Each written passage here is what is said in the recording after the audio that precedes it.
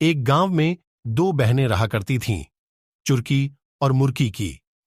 चुरकी सांवली रंग की, साधारण रूप रंग की लड़की थी, वहीं मुर्की गौर वर्ण की बहुत सुंदर लड़की थी।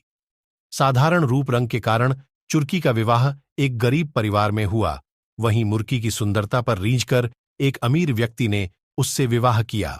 अपनी सुंदरता का घमंड तो मुर्की की पहले ही से था, विवाह के बाद उसे दौलत का भी घमंड हो गया। दोनों बहनें आसपास ही रहा करती थीं। जब भी मौका मिलता, मुर्की चुरकी को उसकी गरीबी के कारण नीचा दिखाने की कोशिश करती। चुरकी को बुरा तो लगता, किंतु वह मन मसोस कर रह जाती। चुरकी के दिन बड़ी तंगहाली में गुजर रहे थे। 2 वक्त की रोटी भी बड़ी मुश्किल से जुट पाती थी।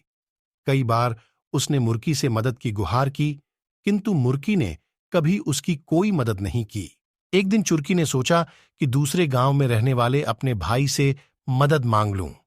वह कभी इनकार नहीं करेगा और वह अपने बच्चों को घर पर पति के पास छोड़ दूसरे गांव के लिए निकल पड़ी। रास्ते में उसे एक गौशाला दिखाई पड़ी, जिसके द्वार पर एक गाय खड़ी थी। चुरकी को देखकर गाय बोली, बेटी, जरा मेरी गौशाला साफ कर दे, बैठने की भी जगह नहीं है। चुरकी ने देखा कि पूरी गौशाला गोबर से भरी हुई है। उसने गौशाला साफ कर दी। गाय ने उसका धन्यवाद किया और वापस आते समय मिलकर जाने की बात कही। चुरकी आगे बढ़ गई। कुछ दूर जाने के बाद उसे बेर का पेड़ दिखाई पड़ा। वह पेड़ के पास से गुजरी तो बेर के पेड़ ने कहा, बहन, नीचे बहुत सारे कांटे बिखरे हुए हैं, जरा साफ कर दो। चुरकी ने बिना देर के बेर के पेड़ के नीचे से सारे कांटे साफ कर दिए। बेर के पेड़ ने उसका धन्यवाद किया और वापस आते समय मिलकर जाने की बात कही। चुरकी आगे बढ़ गई। आगे बढ़ने पर उसे एक बूढ़ी अम्मा दिखाई पड़ी, जो सिर पर भारी टोकरी लिए जा रही थी। चुरकी ने उससे पूछा, कहां जा रही हो अम्मा? गांव तक जा रही हूं बेटी। बूढ़ी अम्मा ने जवाब दिया, मैं भी गांव जा रही हूं, लाओ अपनी टोकरी मुझे दे दो। चुरकी ने कहा और बूढ़ी अम्मा के सिर से टोकरी ले ली। दोनों साथ साथ गांव पहुंची। चुरकी ने बूढ़ी अम्मा के घर तक टोकरी छोड़ी और अपने भाई के घर पहुंच गई, मगर उस समय भाई घर पर नहीं था। वह अपनी भाभी से मिली और उसे अपने घर के हालात बताकर मदद की गुहार लगाई। भाभी ने उसे घर से भगा दिया।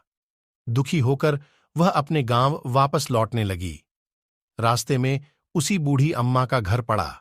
बूढ़ी अम्मा ने उसे अपने घर बुलाया और कुछ खाने को दिया, फिर अपनी टोकरी देकर विदा कर दिया।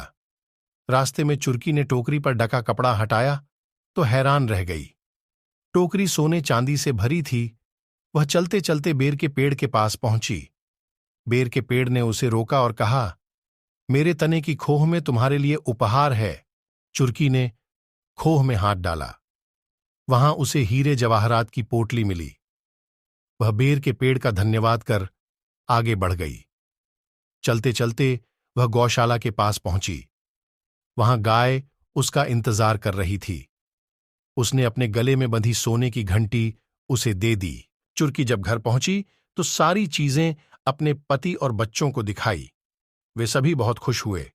उनके दिन फिर गए। वे गांव के अमीर लोगों में शुमार हो गए। ये देखकर मुर्की जलकुड़ गई। एक दिन उसने चुरकी के बच्चों को अपने घर बुलाया और उनसे पूछा कि वे उतने अमीर कैसे बन गए। बच्चों को कुछ पता नहीं था। वे बोले, मामा घर से उपहार लाई। सोचा कि जरूर उसके भाई ने चुरकी को उपहार में ढेर सारा रुपया पैसा दिया होगा। उसने भी अपने भाई के घर जाने का फैसला कर लिया। अगले दिन वह भाई के गांव के लिए निकल पड़ी। रास्ते में उसे गौशाला के सामने खड़ी गाय दिखी। गाय ने उससे गौशाला साफ करने का निवेदन किया, जिसे ठुकराकर मुर्की आगे बढ़ गई।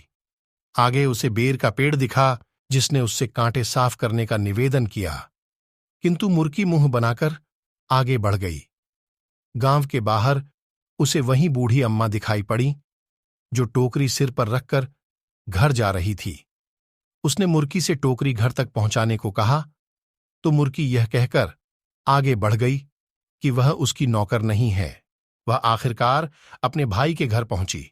भाई घर पर ही था। उसने उसका खूब सत्कार किया, मगर बिना कुछ दिए ही उसे वापस भेज दिया। दुखी मन से वह वापस लौटने लगी। रास्ते में उसे प्यास लगी। वह पानी मांगने एक घर में गई।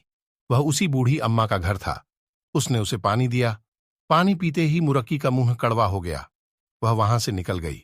रास्ते में उसे बेर का पेड़ दिखा तो उसने सोचा कि बेर खाकर अपने मुंह का स्वाद ठीक कर लूं। वह बेर तोड़ने के लिए आगे बढ़ी तो उसके पैर में कांटे चुभ गए। उसके पैर लहूलुहान हो गए। किसी प्रकार चलते हुए वह गाय के गौशाला तक पहुंची। वह दर्द के मारे कराह रही थी। वह वहीं टीले पर बैठने को हुई तो गाय ने उसे सींग मारकर गिरा दिया। उसकी कमर टूट गई। किसी प्रकार वह घर पहुंची और महीनों बिस्तर पर पड़ी रही। उसे अपने बुरे व्यवहार, घमंड और लालच का फल मिल गया था। सीख 1, कभी घमंड नहीं करना चाहिए। 2, हमेशा दूसरों की सहायता करनी चाहिए। 3, कभी लालच नहीं करना चाहिए। दोस्तों, वीडियो कैसा लगा हमें कमेंट करके जरूर बताएं। वीडियो अच्छा लगा तो चैनल को लाइक, शेयर और सब्सक्राइब जरूर करें। धन्यवाद।